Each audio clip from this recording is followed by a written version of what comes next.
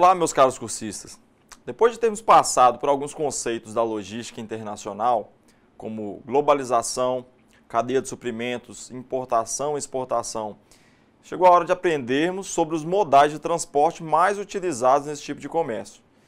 Iremos também aprofundar um pouco mais em alguns temas, como câmbios, seguros e operadores logísticos. Vamos saber mais?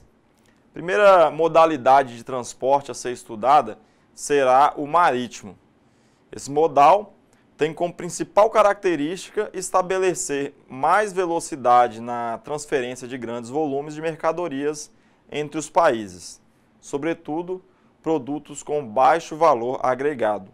O transporte marítimo é uma das modalidades de transportes dos transportes aquáticos, ou também chamados de aquaviários, que ocorrem nos mares e oceanos por meio de embarcações, barcos, navios, caravelas, transatlânticos, sendo muito utilizado para o transporte de pessoas e cargas a curtas e longas distâncias.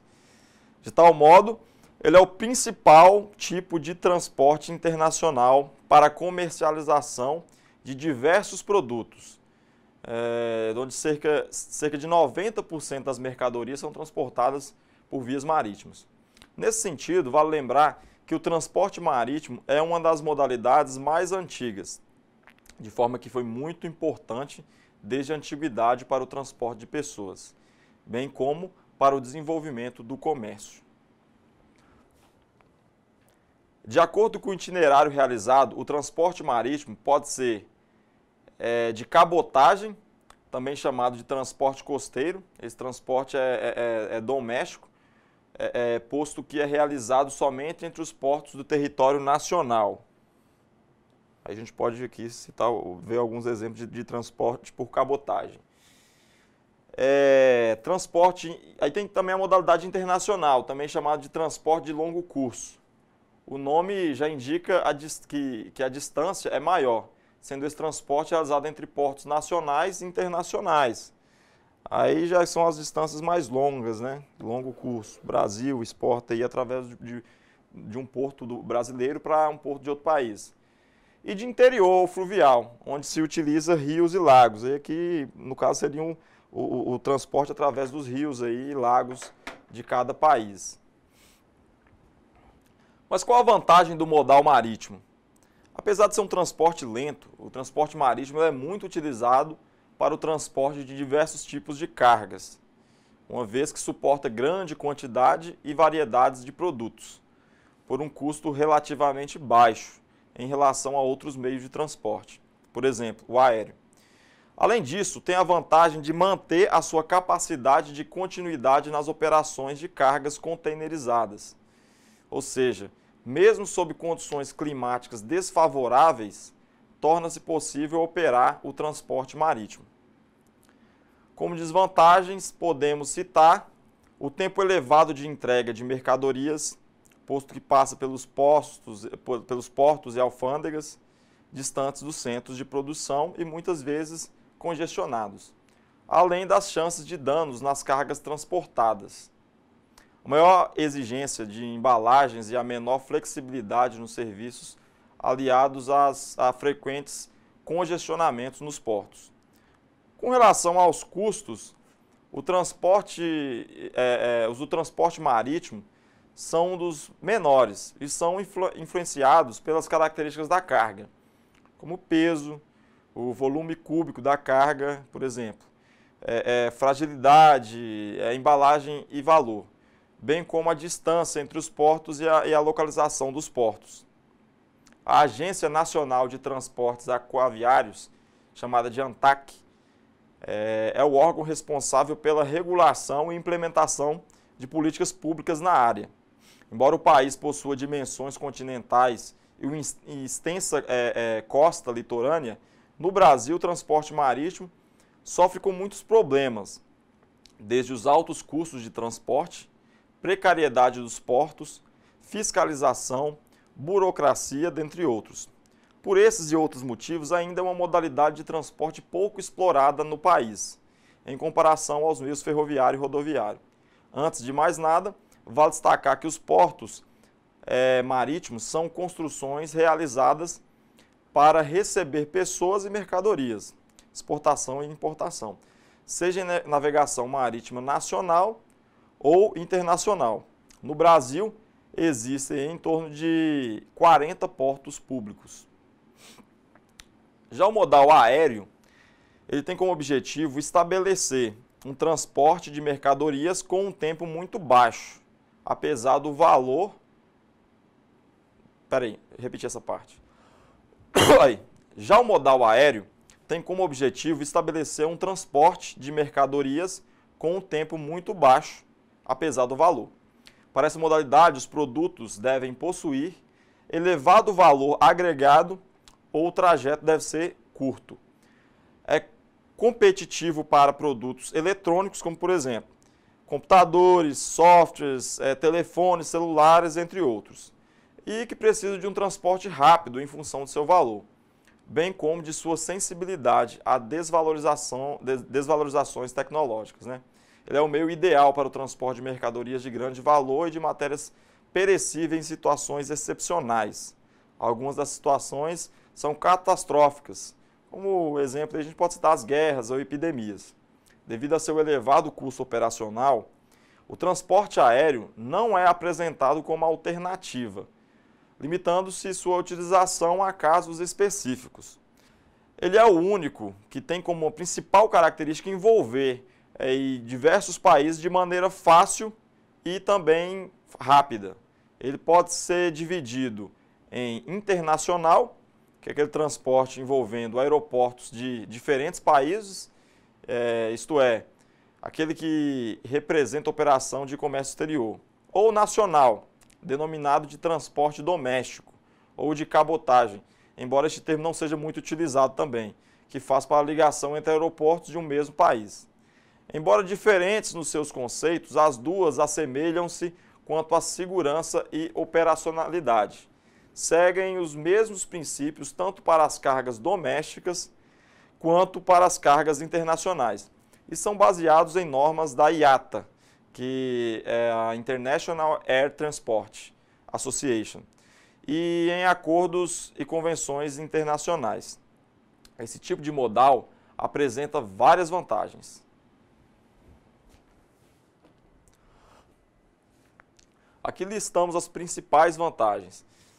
Os fretes internos para a colocação de mercadorias nos aeroportos são menores e o tempo mais curto, em face da localização dos mesmos.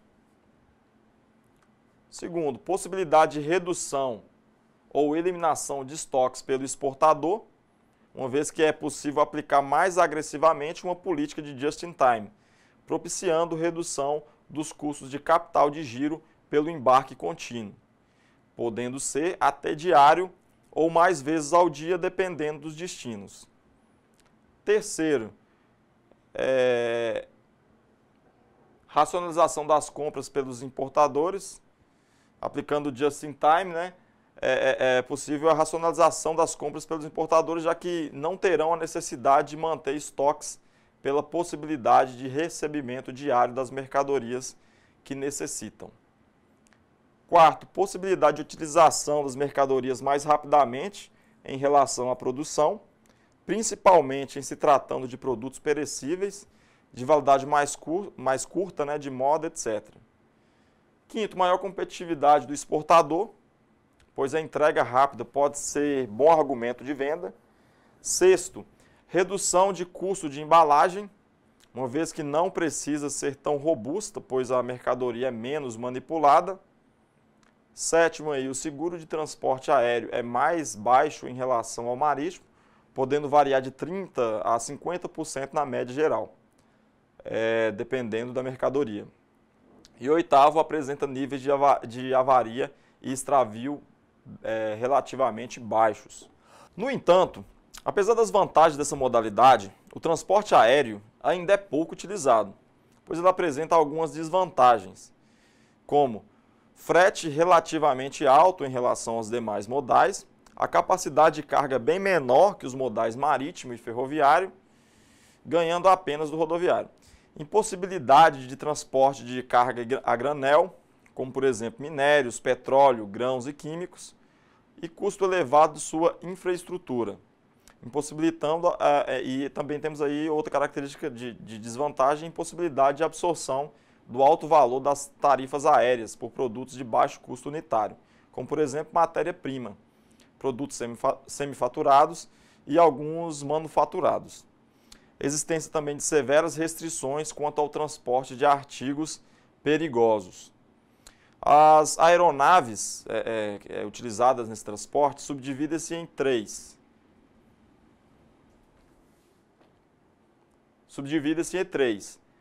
A ao cargo ou full cargo, uso exclusivo para transporte de carga, pois apresenta uma capacidade maior de transporte de mercadorias utilizando o deck superior e inferior. Kombi, transporte misto, utilizados para transporte conjunto de passageiros e cargas, podendo ser tanto no andar inferior quanto superior. E Fullpacks,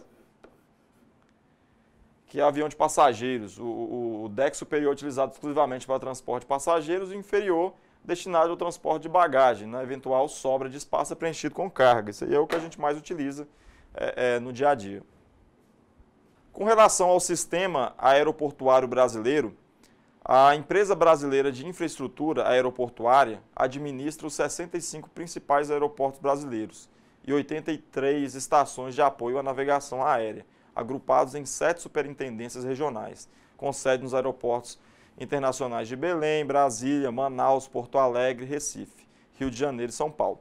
A Infraero tem que ser estatal, pois, dentre outros motivos, investe em aeroportos deficitários e de menor movimento do interior, o que dificilmente seria feito por uma empresa privada. Os aeroportos do interior têm uma importância estratégica para o desenvolvimento regional e a integração nacional. Por fim, uma carga que possa ter como frete o modal aéreo pode vir de lugares distantes, considerados menos acessíveis a outros modais. O conhecimento da carga chama-se AWB, ou Nota de Via Aérea. Esse documento é imprescindível para acompanhar a carga internacional, quando esta chega em um terminal aéreo. Suas informações são importantes para a determinação do mantra. Já o modal rodoviário tem como uma das principais características a sua possibilidade de utilização no acordo internacional entre os países da América do Sul, o chamado Mercosul. Para o estabelecimento dessa modalidade, deve-se considerar uma combinação de fatores, como o tipo de carga, a forma de recebimento e os trâmites específicos dessa forma de transporte. O transporte rodoviário no Brasil é, de longe, o modal mais utilizado, qualquer que seja a análise que esteja sendo feita. Mas quais são as razões para um domínio de mais de 75% nos volumes movimentados? É claro, a falta de infraestrutura em outros modais. Pode explicar isso aí, essa concentração, mas há alguns outros motivos por detrás desse problema. O frete rodoviário ainda possui, mesmo com a multiplicação de pedágios e concessões e preços cada vez mais caros do óleo diesel, uma vantagem de custo considerável sobre o transporte em outros modais. Em relação à malha ferroviária, por exemplo, trens e composições até ganham vantagem no transporte de insumos e volumes gigantescos. Mas quando a carga é heterogênea e fracionada, o transporte em caminhões é consideravelmente barato. O pequeno alcance da malha ferroviária, além disso, torna operações mais complexas, problemáticas e acaba utilizando também o modal rodoviário em boa parte das transferências de cargas e movimentações. Os custos de manutenção no transporte rodoviário também são consideravelmente mais baixos para o transporte rodoviário, e a despeito da falta de motoristas que aflige de tempos em tempos o segmento. Alternativas limitadas como hidrovias e ferrovias ou caras como o transporte aéreo fazem do modal rodoviário de longe o mais popular. Ele é o mais flexível e o mais ágil no acesso às cargas, permite integrar regiões, mesmo as mais afastadas, bem como o interior dos países. Nesses casos, principalmente quando não há outros modais disponíveis. A simplicidade do funcionamento do transporte rodoviário é o seu ponto forte, pois não apresenta qualquer dificuldade e está sempre disponível para atendimentos urgentes. Esse transporte ele permite às empresas exportadoras e importadoras terem flexibilidade, podendo oferecer algumas vantagens, dentre as quais podemos aí lembrar as vendas na condição de entrega porta a porta, é o único que consegue fazer entrega porta a porta, menos manuseio da carga, portanto, mais segurança, já que o caminhão é lacrado no local de carregamento e aberto no local de entrega. A rapidez também na entrega da carga, considerando aí as curtas distâncias, né? E o transporte vai até a carga, em vez de obrigar o exportador a levá-la até ele. A carga também vai até o importador, ao invés de obrigá-lo a ir retirá-la em determinado local. Possibilidade de utilização de embalagens mais simples e de menor custo. Peça fundamental da multimodalidade e da intermodalidade. O transporte rodoviário também apresenta algumas desvantagens que a gente não pode deixar de registrar, entre as quais estão o frete mais alto do que alguns outros modais que são ou estão apresentando-se como concorrentes, a menor capacidade de carga entre todos os modais, custo elevado da sua infraestrutura. Ele é um modal bastante poluidor do meio ambiente e a quantidade excessiva de veículos ajuda a provocar congestionamentos, trazendo transtornos ao trânsito, bem como a toda a população, inclusive aumentando o consumo de combustível e agravando a situação do país, que é importador líquido de petróleo. Ele obriga a construção contínua de estradas ou a sua manutenção com recursos do poder público, ou seja, a população, da população. Isso faz com que, além do frete visível, tenhamos também um alto frete invisível, que recai sobre os contribuintes. Os caminhões podem ser do tipo baú refrigerado, carroceria, trucado, toco, caminhão-tanque e gaiola. A escolha pelo modelo depende, logicamente, do tipo de carga a ser transportada. Agora que você já conhece os principais modais de transporte utilizados na logística internacional, vamos falar um pouco sobre os câmbios, seguros e operadores logísticos. Você deve estar se perguntando para que serve cada item desse dentro da logística internacional. Vamos aprender um a um.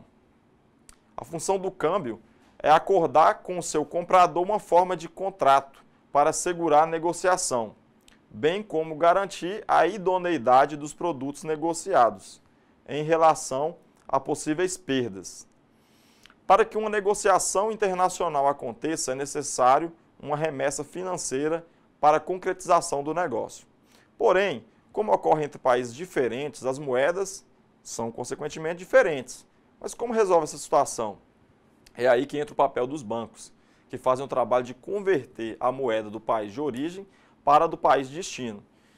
Isso é chamado de câmbio.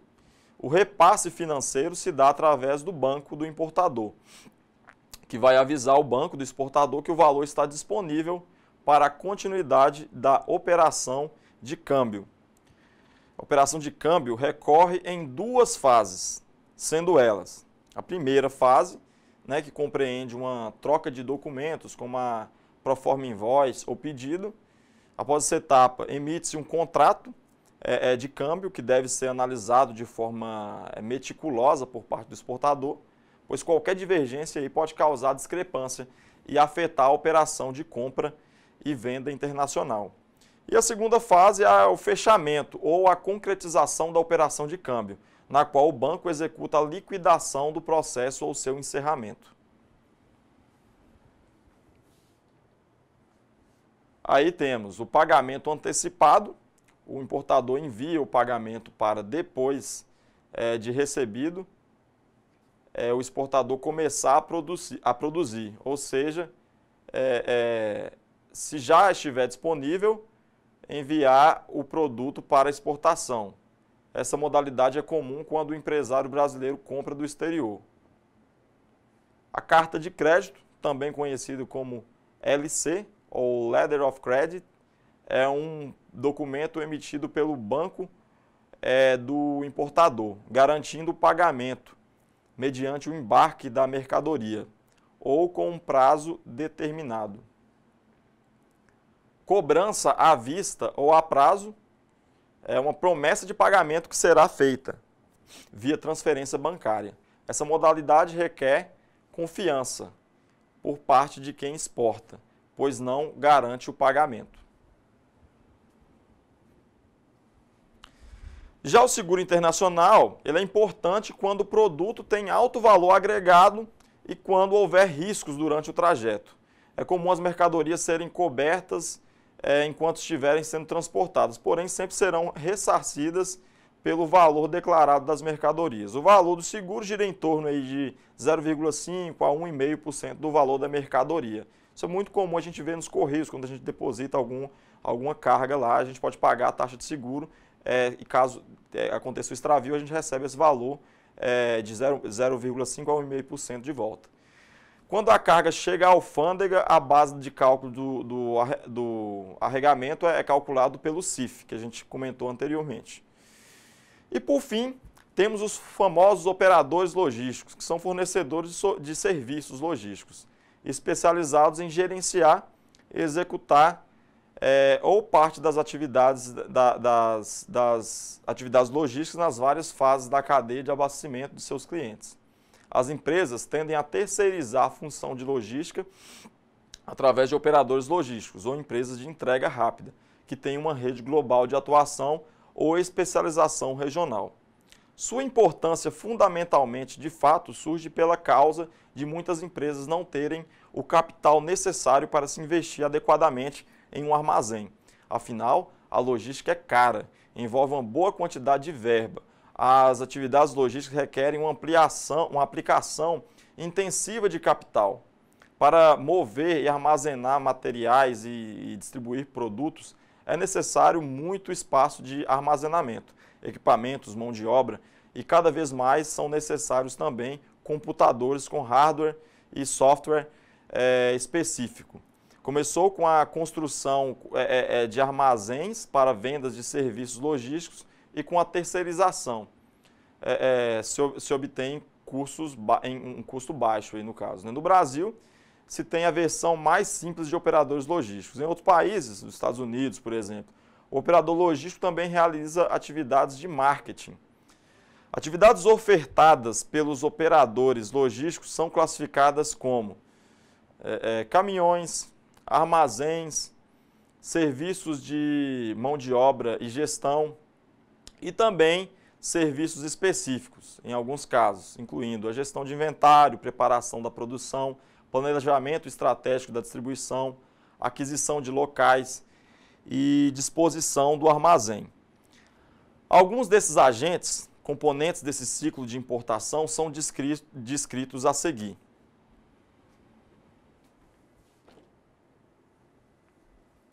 Aí temos o embarcador, que ele é o agente responsável pelo embarque da mercadoria, geralmente é o próprio fabricante da mercadoria.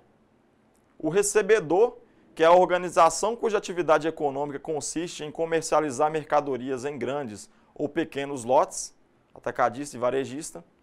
E o operador logístico portuário e aduaneiro, é o agente que dedica suas atividades em gerir as movimentações de carga, enquanto estiver em entrepostos aduaneiros, como a chegada ao porto de embarque, a disponibilização para vistorias, o embarque e os desembarques, ou seja, todas as etapas da cadeia, embarque, desembarque de suprimentos, armazenagem, embalagem, controle de estocagem, etc. E o operador de transporte é o agente cuja atividade fim consiste em transportar mercadorias nos diferentes estágios da cadeia produtiva. Por hoje é isso, pessoal. Leiam a apostila da disciplina para fixar o conteúdo que a gente estudou hoje. E qualquer dúvida que vocês tiverem, basta entrar no fórum da sala virtual que a gente discutirá essas dúvidas aí uma a uma. Espero que todos tenham uma boa semana de estudo e até a próxima.